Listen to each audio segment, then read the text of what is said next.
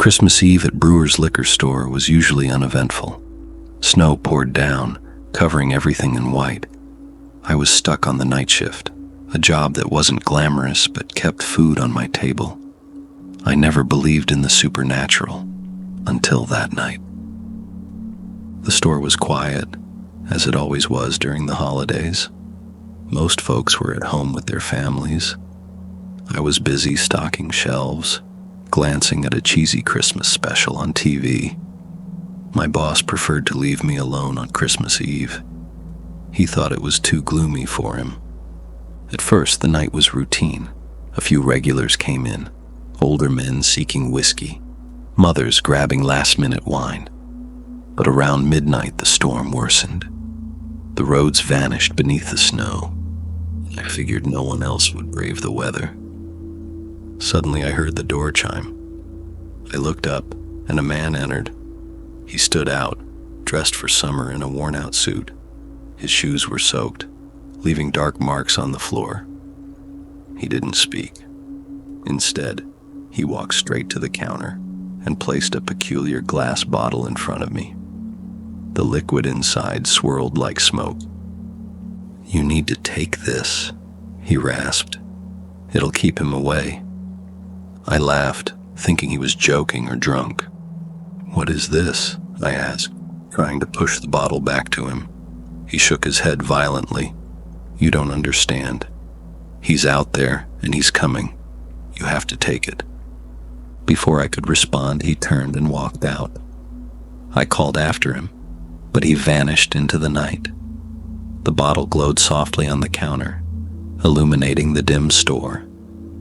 Then I heard it, a soft humming. I turned to the windows, my heart racing. Something loomed at the edge of the parking lot. It was tall, with limbs bending in ways they shouldn't. It stared at the store. I couldn't see its face, but I felt its presence. Terror gripped me. I scrambled for the phone, dialing 911, but the line was dead. The humming grew louder, closer. I grabbed the bottle, clutching it like a lifeline. The figure outside lurched forward, its form distorted by the swirling snow. I braced myself, but then, nothing. The humming faded, and the figure vanished. When my boss arrived the next morning, I tried to explain, but the cameras showed nothing. Just me, alone. The bottle was gone, and so was the man. The next Christmas Eve felt different. I had left the night shift behind, but the memory haunted me. I thought about that bottle and the man. What did he mean by keep him away? I still felt the weight of that night each December 24th. I found myself at home, glancing out the window. The snow fell thick, swirling in the dark. The humming echoed in my mind, growing louder, more insistent. I tried to shake it off. It was just a story in my head. Then, as if on cue, the doorbell rang. My heart raced. Who would be out in this storm? I opened the door cautiously, and there he was, the man in the suit. He looked even more worn, his eyes wide with urgency. "You didn't take it," he said, a tremor in his voice. "He knows you didn't take it." I stepped back, alarmed. "Who knows? What are you talking about?" He pushed past me, urgency in his movements. "The humming, it's him. He's coming for you. You have to believe me." I felt a chill run down my spine. The man glanced at the window, his face pale. "You need to find the bottle.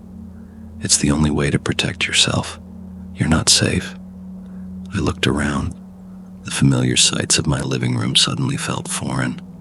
I needed answers. Why was I targeted? The humming grew louder, vibrating through the walls. I thought back to the liquor store, the empty shelves, darkness. What if I can't find it? I asked, my voice barely above a whisper. His eyes locked onto mine. "Then you won't be ready when he comes." The snow fell heavier outside, and I knew I had to act. I had a night to unravel this mystery. Time was running out.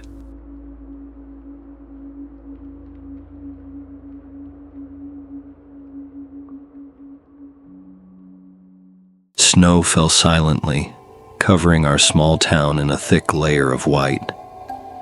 Christmas lights flickered, creating a festive atmosphere that concealed the cold air.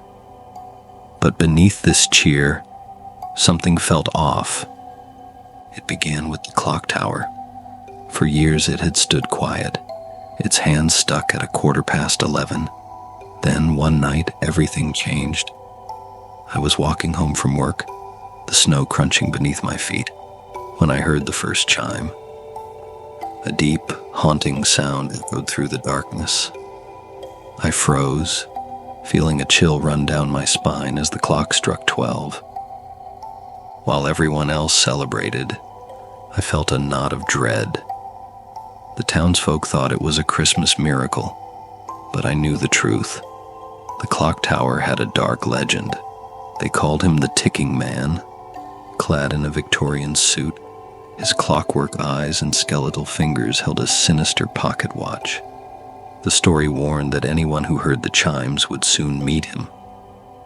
The following nights were restless. I heard ticking everywhere. Walls, the wind, even in my thoughts. My dreams turned into nightmares, the clock tower's shadow looming larger each night. One evening, the ticking grew louder, drowning out everything else. I felt like I was losing my mind. I had to confront the clock tower. I found myself standing beneath its towering presence, the shadow stretching ominously in the moonlight. The door creaked open, inviting me inside. Dust filled the air, and the gears groaned, matching my racing heart. And then I saw him. The ticking man stood before me, his gaze piercing. He extended his pocket watch, its hands frozen at midnight. "The clock needs winding," he rasped. The clock's hands remained frozen in time, but now the air around me felt charged.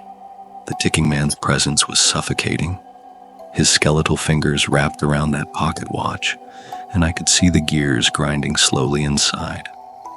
Tick, tock, tick. The sound echoed loudly in the silence. "Winding the clock isn't what you think it is," he rasped, his voice like rusted metal. "Every chime brings someone closer to their fate." I hesitated, fear gripping me. What did he mean? The townsfolk laughed and sang, blissfully unaware of the truth lurking beneath their merriment. They celebrated a miracle, but I stood on the edge of something dark. "What happens if I don't?" I asked, my voice barely above a whisper. The ticking man smiled, but it wasn't a smile of warmth. It was cold, calculating. "Time doesn't stop for anyone. If I don't hear the chimes, I will seek out another. Someone will pay the price." His eyes glinted like polished steel. A shiver ran down my spine. What price? Reality settled in like the heavy snow outside.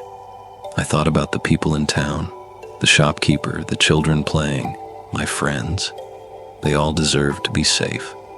But at what cost? I had heard the stories whispered in the dark. The last person to hear the chimes had vanished without a trace. The clock tower had a history of devouring souls, and I was standing at the edge of that abyss. With trembling hands, I reached for the key. The air thickened with tension. The ticking grew louder, drowning out my thoughts. I could feel the weight of the decision pressing down on me. As I turned the key, the clock began to wind. It felt alive, thrumming with a sinister energy. The gears clicked and whirred, and the ticking man's expression shifted. "What have you done?" he hissed. The air crackled. The clock struck 1. The sound ripped through the night, shattering the stillness. But the chimes that echoed were different.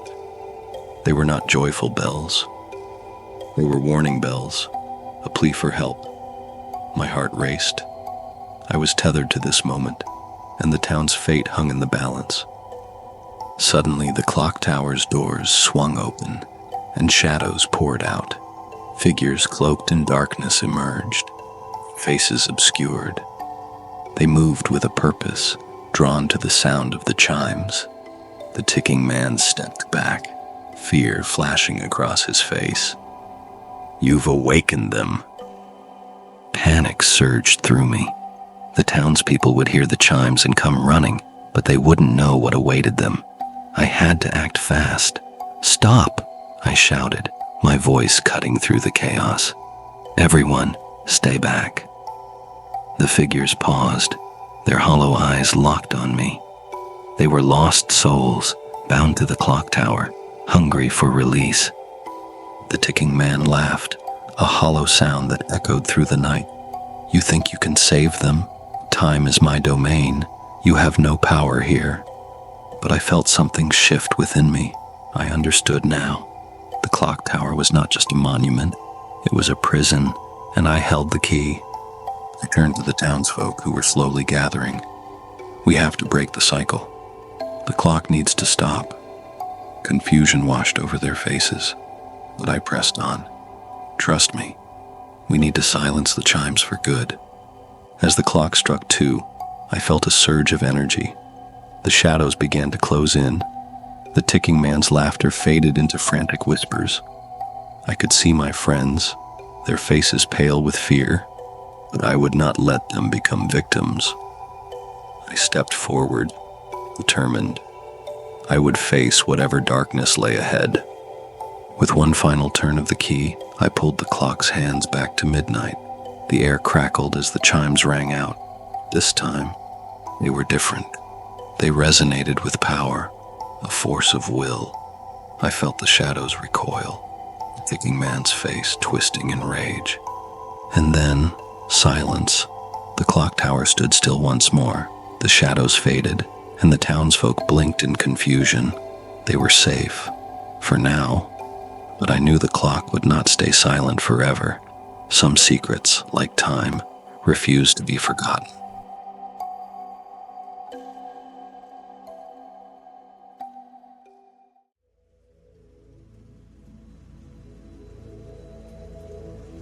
The diner was a beacon of warmth in the cold, snowy night. I'd taken the graveyard shift to earn some extra cash during Christmas break. Normally, it was a quiet affair, with a few truckers and night owls seeking solace in the glow of the neon sign. On this particular Christmas Eve, the night started as usual. A trucker sat at the counter, nursing a cup of black coffee. An elderly couple shared a slice of pie by the jukebox, their conversation a soft murmur. As midnight approached, an unsettling change began to creep into the diner. A tall, gaunt man entered, his figure shrouded in a long, dark coat. He wore a peculiar hat and carried a single crimson-wrapped gift box. He sat at the counter and ordered black coffee, but he never touched it. As the night wore on, the regulars left, placed by a series of peculiar patrons. They moved with an unnatural stiffness, their eyes glowing eerily in the dim light. The man with the gift box seemed to be the center of their attention.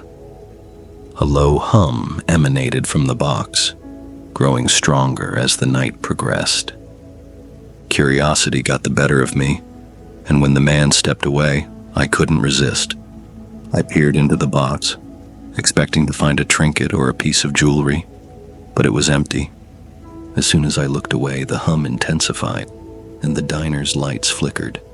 Shadows danced across the walls, twisting and contorting into grotesque shapes. The empty box began to fill with a swirling, inky darkness. The man returned, his expression grim. "You shouldn't have done that," he warned, his voice a low growl. The otherworldly patrons turned their gaze towards me, their eyes burning with an otherworldly intensity. The man retrieved the box and muttered a strange incantation. The shadows receded, and the diner returned to normal.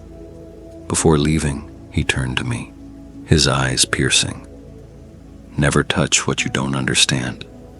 Some gifts aren't meant for this world." I was left alone in the diner, heart pounding in my chest. The air felt heavy, and a strange chill ran down my spine. I finished my shift, silence broken only by the ticking of the clock. When the first rays of dawn pierced through the window, I found the diner completely empty. No trace of the strange patrons or the eerie events of the night remained. But I couldn't shake the man's warning. Days turned into weeks, and the diner's normalcy felt like a facade. I replayed the scene in my mind, his ominous words echoing. "Never touch what you don't understand." What did he mean? What had been in that box? I returned to the diner one cold night, drawn by a mix of fear and curiosity. The flickering neon sign welcomed me, but the inside felt different. The air was thick, charged with something I couldn't name. I took a seat, trying to blend in with the usual crowd. But as the clock approached midnight, I felt it again, the same unsettling energy. The door creaked open, and a familiar figure entered. The man in the long coat was back. This time, he didn't sit at the counter. He moved through the diner with purpose, his gaze scanning each patron. I held my breath. The shadows seemed to stretch, twisting and curling around him. I caught snippets of conversation, whispers about the gift and the price. My heart raced. Were they referring to the box? I felt compelled to know more. As the clock struck midnight, the lights flickered again. The hum from the box echoed in my mind. I watched as the man approached an older woman sitting alone, her face lined with worry. He leaned in close and she nodded slowly. He reached into his coat and pulled out a small, dark object. It glimmered in the dim light. My pulse quickened. What was happening? The woman's eyes widened. Suddenly she gasped, clutching her chest. The strange patrons leaned in closer, their expressions a mix of awe and fear. The man spoke softly, his voice barely audible. "You must choose, the gift or your memories." The diner fell silent. What choice did she have? I felt trapped, helpless. And then, as quickly as it started, the moment passed. The woman stood, her face blank. She walked out, leaving her uneaten pie behind.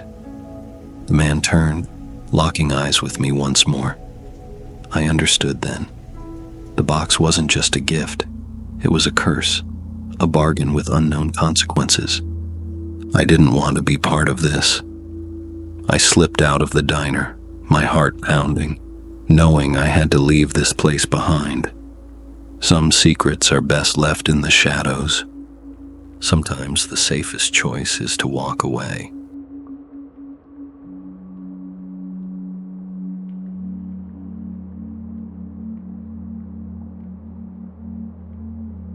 I've made a lot of mistakes in my life, but none of them quite compared to the night I said yes to covering the night shift at the old Pineview Theater. It seemed harmless enough at the time. Easy money for sitting around, watching over a place that hadn't hosted an audience in decades. The building had a certain charm, though. You know the kind. Faded velvet curtains, cracked marbled floors, and ornate golden light fixtures that never seemed to shine quite right. It felt like stepping into a time capsule, except the air was so heavy it made my chest ache. I figured it was just dust or maybe my imagination. But I swear, from the moment I walked in, it felt like someone was watching me. I laughed it off. It was just nerves, or so I told myself. I settled in the small security office and scanned the old black and white monitors. Most of the screens were static or too grainy to make out anything useful. But the one focused on the main stage was crystal clear. It was beautiful in its decaying way, the intricate carvings on the walls, the tattered seats that once held hundreds of excited patrons. The place deserved better than to rot like this. Around 1 a.m., I noticed something strange. There was movement on the stage. It was subtle at first, like a shadow passing through, but the place was locked up tight. No one should have been in there but me. I grabbed my flashlight and made my way to the auditorium. The silence was overwhelming. My footsteps echoed loudly as I approached the stage, and every fiber of my being told me to turn back. But I couldn't let some vagrant scare me off. "Hello?" I called out, my voice shaking more than I'd like to admit. No answer, just the faint hum of the old building. I climbed onto the stage and looked out over the empty seats. That's when I saw it. Sitting in the middle of the second row was a man, or at least I thought it was. He was completely still, dressed in what looked like an old tuxedo. His face was pale, almost waxy, and his eyes, they didn't reflect the light. They just stared right through me. "Sir, the theater is closed," I said, trying to keep my voice steady. But as the words left my mouth, the figure disappeared. Not stood up, not ran away, just gone. Back in the security room, I replayed the footage, hoping to catch some logical explanation. But the monitors only added to the nightmare. The figure was there, just as I'd seen, but when he vanished, the screen flickered, and suddenly, he wasn't in the audience anymore. He was on the stage, staring directly at the camera, at me. The rest of the night was a blur of paranoia and dread. I kept hearing whispers echoing through the halls, soft and indistinct, but always there. Doors creaked open and slammed shut when I knew no one else was inside. By dawn, I was trembling, counting the minutes until I could leave. I never went back to Pineview Theater, but I couldn't let it go either. I looked into its history and found a chilling story. In the 1940s, the owner, a man named Walter Greaves, died of a heart attack during a performance. They say he loved that theater more than anything, and some people believe he never really left. I don't know what I saw that night, but I know one thing for sure. Something still lives in Pineview Theater, and it's waiting for its next show.